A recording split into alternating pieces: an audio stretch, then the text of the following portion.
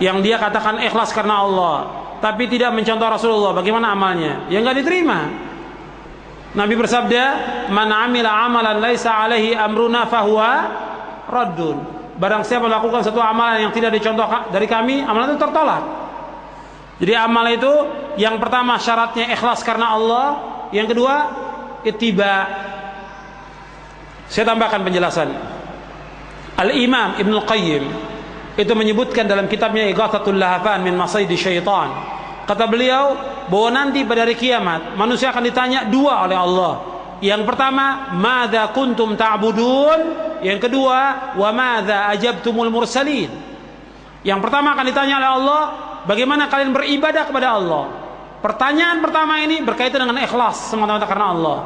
Yang kedua, wa madza ajabtumul mursalin? Bagaimana kalian menyambut seruannya para rasul berkaitan tentang ikhlas? Bagaimana kalian ittiba kepada Rasulullah sallallahu alaihi wasallam? Jadi kita harus mengikuti contoh Rasulullah.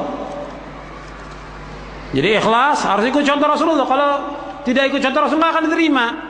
Umpamanya sekarang ini di bulan Rajab, saya ambil contoh supaya mudah untuk dipahami.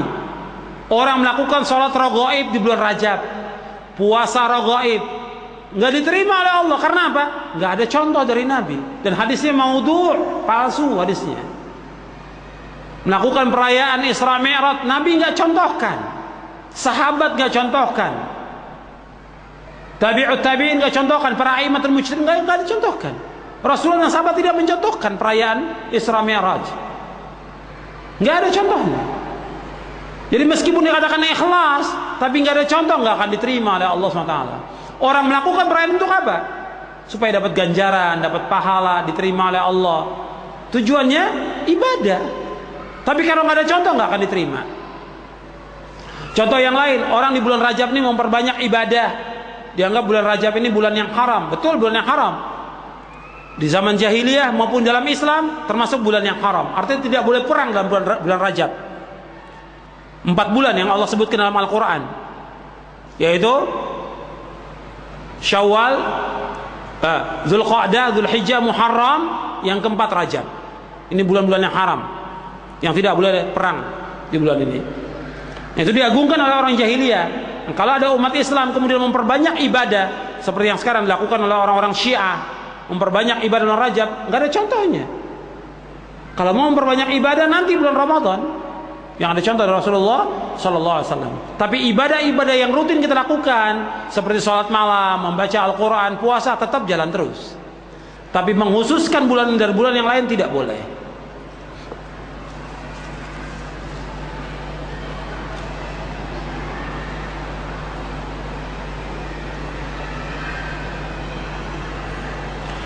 Bagaimana kalau kita melaksanakan syariat Islam seperti memakai jilbab karena disuruh oleh orang lain, tapi lama-kelamaan timbul pada diri kita keikhlasan, apakah diterima? Diterima oleh Allah.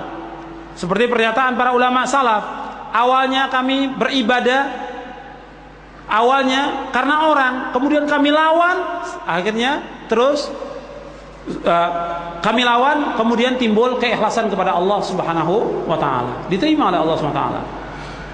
Jadi awalnya mungkin karena suruhan orang tua atau suruhan suami, ya, suruhan teman, tapi kemudian dia berusaha untuk ikhlas karena Allah, dan itu diterima oleh Allah Subhanahu wa taala. Tapi tetap dia berdoa kepada Allah, mudah-mudahan amalnya diterima oleh Allah Subhanahu wa taala.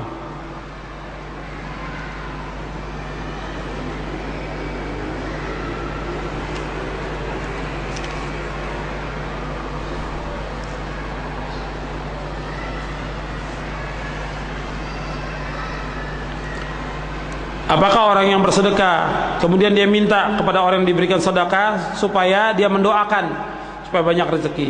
Mestinya tidak bisa dia melakukan demikian, karena kalau seandainya dia melakukan sedekah, ya, karena mengharapkan itu, nanti sedekahnya lama-kelamaan ingin mengharapkan doa dari kaum muslimin, bukan karena Allah. Kita dengan ikhlas sedekah itu, insya Allah Allah akan ganti yang lebih baik. Wa ma anfaqtu min khairin fahuwa yukhlifu.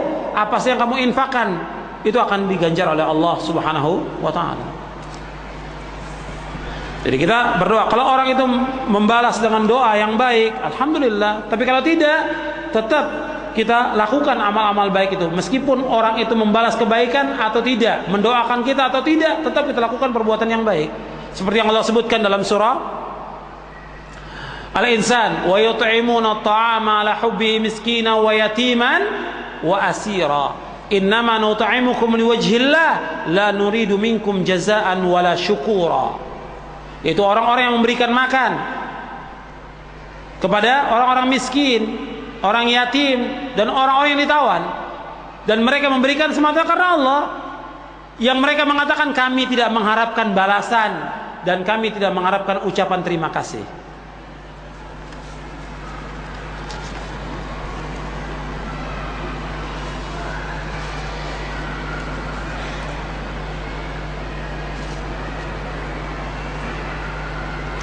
Bagaimana amal itu? Apakah lebih baik ditampakkan atau disembunyikan? Ya kalau amal-amal yang sudah jelas harus ditampakkan, ya kita tampakkan. Seperti tadi sholat berjamaah dan yang lainnya. Tapi ada amal yang memang kita sembunyikan, seperti sedekah, sholat malam dan yang lainnya. Itu disembunyikan yang terbaik.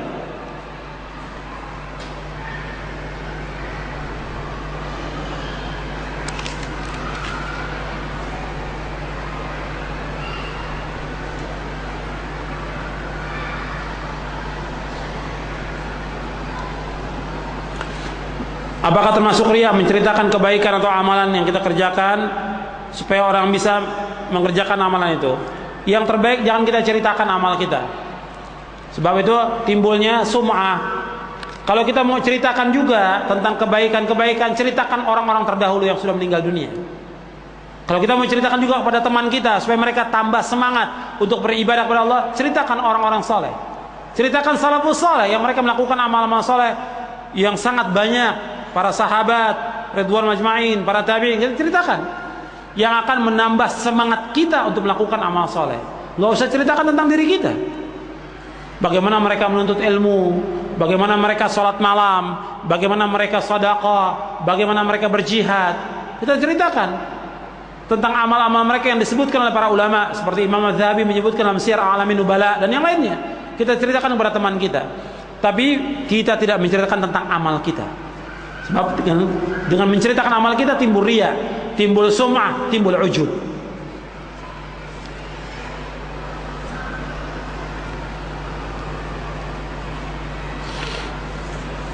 Tadi disebutkan tentang pembahasan niat. Apakah niat yang kita lakukan tuh seperti sebelum sholat kita lafadzkan niat itu? Tidak. Talafut niat adalah bid'ah. Dan saya bahas, kalau bapak atau ibu yang bertanya tadi punya buku Rasail ini, ada saya jelaskan bahwa melafadzkan niat seperti usolli dan yang lainnya bid'ah dalam Islam. Nabi nggak contohkan, para sahabat nggak contohkan. Bagaimana kalau kita pernah melakukan perbuatan riya, ujub, sum'ah? Ya kita taubat kepada Allah SWT atas perbuatan kita itu, dan kita mohon kepada Allah agar amal-amal kita diterima oleh Allah Subhanahu wa taala. Bagaimana dengan ormas partai yang mereka memberikan bantuan tapi tujuannya mereka untuk orang intima dan wala kepada ormasnya? Apakah ini termasuk riya? Jelas riya. Dia melakukan bukan karena Allah. Dia melakukan justru untuk orang itu ikut partainya, ikut golongannya, ikut kelompoknya, bukan karena Allah. Dia menyumbangnya tujuannya supaya orang ikut kepada dia.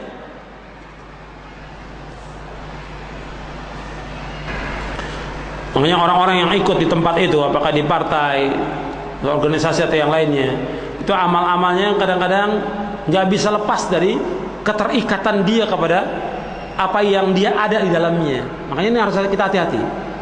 Orang yang berada di tempat itu nggak lepas amalnya, keterikatan dia, walaknya dia kepada organisasi atau kepada kelompoknya. Yang dia akan tunjukkan dalam beramal, saya nih melakukan karena ini, atau pakai kaos ya supaya terlihat saya beramal, ini lihat di partai saya, ini lihat baju saya ini nggak lepas daripada itu. Maka tanggalkan semua itu, lakukan semua karena Allah Subhanahu wa taala. Semua itu nggak akan menolong kita dari azab Allah. Semuanya nggak akan bisa menolong kita dari azab Allah. Yang menolong kita dari azab Allah